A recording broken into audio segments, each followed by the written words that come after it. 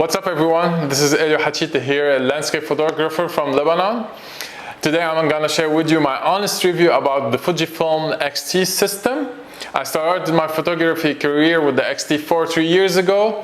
Fast forward today, I'm happy to share with you my total review about this system, the good and the bad. So let's get started. I end up putting this video into sections. First thing is how I end up using Fujifilm system. Second thing, my personal experience. Third thing, good and the bad. And the fourth, for who is the system for.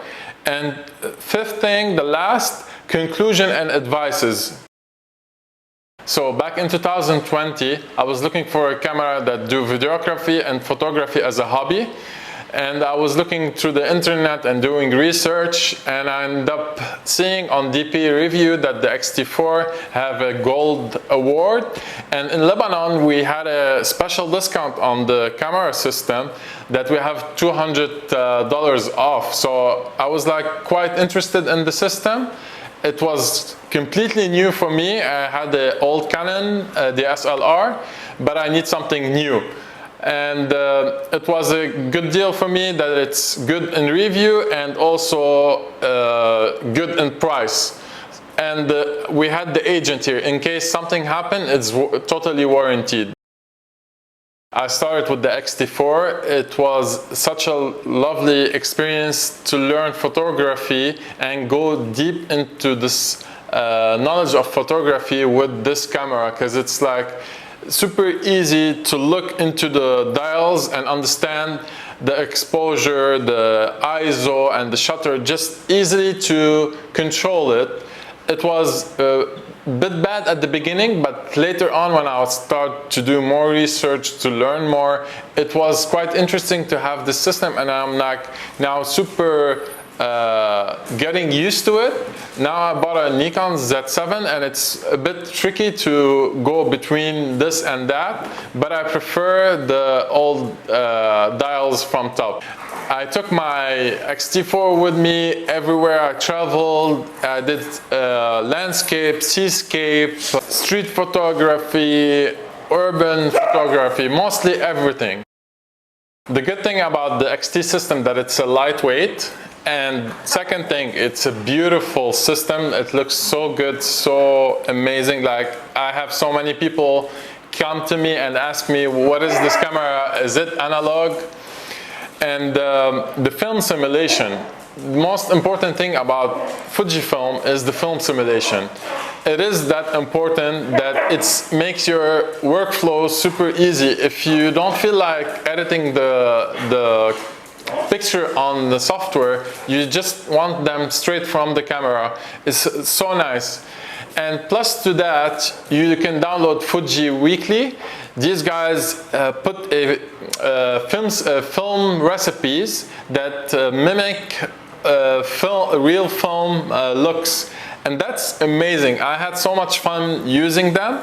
I tried them with several cameras. And for example, I have with the X-E3, I put one film simulation recipe, which is Kodak 64, Kodak Chrome 64, and I enjoy it a lot. It's so much fun to go around this stuff. First thing first, dynamic range. Dynamic range is a big thing for me, as now I'm a landscape photographer. Most importantly, when I'm out shooting and I'm hiking, I'm seeing highlights. I want to capture the most detail as I can, and you see that I have to use now most of the time the DR400 to capture as much as I can details. But at the same time, when you use that, your ISO is bumping up to 640, and sometimes I don't want to have that ISO up and the shutter speed up. At some situation, I would love to have the shutter speed low to capture some motion from the water or some other scenarios. Second thing is the zoom lenses. Fujifilm now, they didn't update their zoom lenses, they updated their primary lenses. The 16 to 80 WR, it's new, it's like 3 years old. It came with the X-T4 and I bought it with it. It's a lovely lens. I use it most of the time because it's versatile and it's pretty important for me to have this focal length.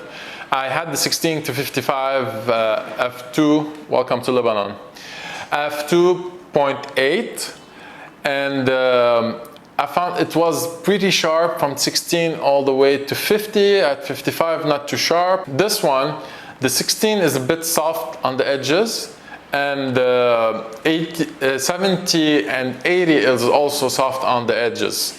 But sometimes it's not a big issue. And also with the 10 to 24, it's a lovely lens. I enjoyed shooting it. It's the new one.